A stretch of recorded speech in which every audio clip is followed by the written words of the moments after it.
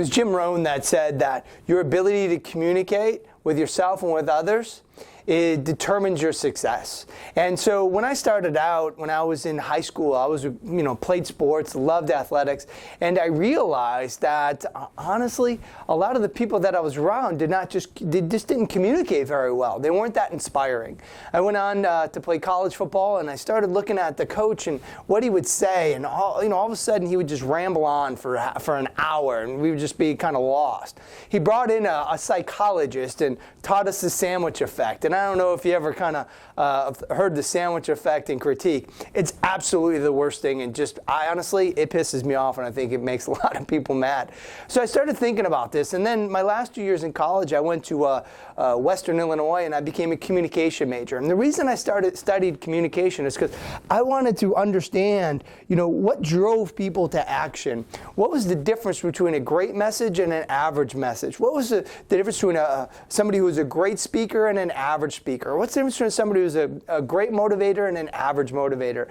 And so I studied communication specifically for that reason. My brothers used to make fun of me because it was all, Division I athletes were all communication majors, but it was actually for a purpose for me, is to really understand, how to communicate and how to communicate more effectively. And then I started listening to people like Jim Rohn and Brian Tracy at my first sales job. And then when I came out, and nobody trained me. When I came out of college, I was a financial advisor, and nobody trained me. They said, "There's your phone." I said, "What do I say?" They said, "I don't know." No, literally, they had nothing to give me.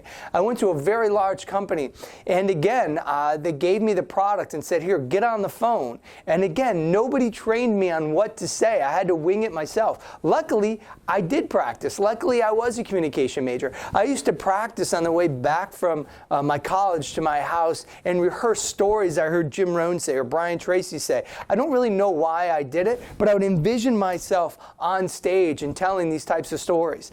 And then when I became an outside salesperson, what's called a wholesaler in the financial industry, I realized that, how do you differentiate yourself from the sea of sameness? I call it the guy or the lady in the blue suit. We all look the same. And then, when I moved to New Jersey, I would be given presentations in front of financial advisors, salespeople, and other wholesalers and other salespeople would go and give a presentation before me. And they would just go through the product. And I remember distinctly one night, I got up there and the audience looked like they were just kind of half asleep. Their eyes were closed. They were laid back in their chairs. And I came up with a 3 of hearts card trick that many people have seen me do over the last 20 years. But as I was doing it, everybody stood up, everybody came to full attention and started paying attention. And I started realizing there are techniques, there are systems and processes to be able to become a great communicator. And then about 2008, 2009, I wanted something more. I was I was what was called a financial wholesaler, and I was looking for, what can I do to elevate my game, take me to another level? I became a wholesaler at the age of 24, which is very young for most wholesalers. The person that was next to me was about 6 years older than me, and the other average people were 10 years older than me. So as I did this for about 9-10 years, I was like, well, do I get into management? What do I do? So I went and studied something called neuro-linguistic programming. And how I even found neuro-linguistic programming is I started studying people like Tony Robbins and started reading books. I really just started kind of finding my avenue. And before 2008-9, I just never really read a lot of books, but I just started kind of fully submersing myself in books and trying to figure out, how do I take my life to another level? And so I found neuro-linguistic programming and taught you, basically what neuro-linguistic programming is 19 to 20 different mental heuristics of how you communicate with yourself interpersonally, and then how do you communicate with other people. And so then I started training financial people and salespeople in general, and I've trained probably and spoke to about 20,000 financial professionals over the last 3 years. And then just a couple months ago, we go to a mastermind for the financial industry, for top financial advisors, and we see these wholesalers speaking to us. And now we're in front of, these wholesalers are in front of some of the very top financial advisors in the industry.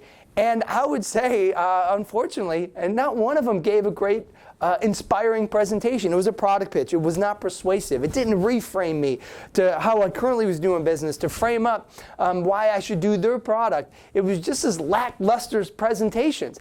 Matter of fact, I got introduced then at a training I was doing for financial advisors. Company hired me to come and give a presentation. And you know what? In a lot of public presenting workshops, they tell you to have somebody else introduce you. You know what? I agree with that if you have a great speaker introducing you. But I tell them not to introduce me. I figure, look, they're going to butcher it, so butcher whatever you're going to do, and then at least you're not going to butcher my intro. And so I'm not trying to be negative here. I'm just telling you how impactful presentation skills are and your ability to communicate. So when this guy was introducing me, this is how he stood. He stood like this, and he was introducing the day. And he thought he was being jovial. He thought he was, hey, I'm your buddy. But you know what? That doesn't sell. You know, you have to be charismatic. You have to take ownership of the room. And so when I look at all these things over the history, is that, you know, really people, you know, their unconscious patterns play out through their communication. So I always just thought about is, you know, how do I put something together that's easy, that people can, you know, read probably within 3 hours and take some easy strategies to go implement immediately in their business.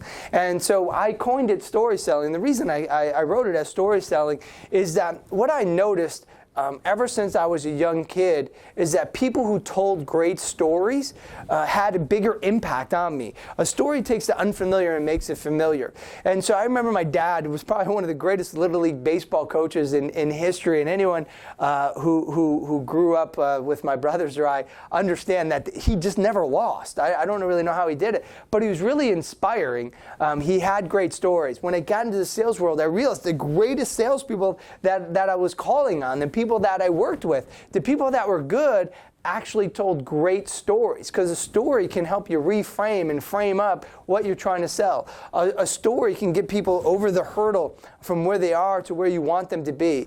A story bypasses what we call the critical faculty barrier. And you know, in sales, when you're hitting people, you know, head on, and there's a debate. We're trying to be right. We're trying to be right. What a story does is take you from being right in your sales communication to being rich.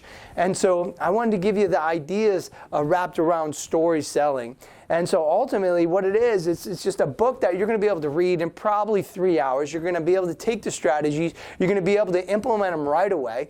And I promise you, when you go and get this book, what you're going to happen is you'll make an extra sale within the first week after you read the book. If you just take one idea in the book and practice it for a week, you're going to make a sale. And so, you know, factor in, you know, put in your mind right now how much your average sale makes you.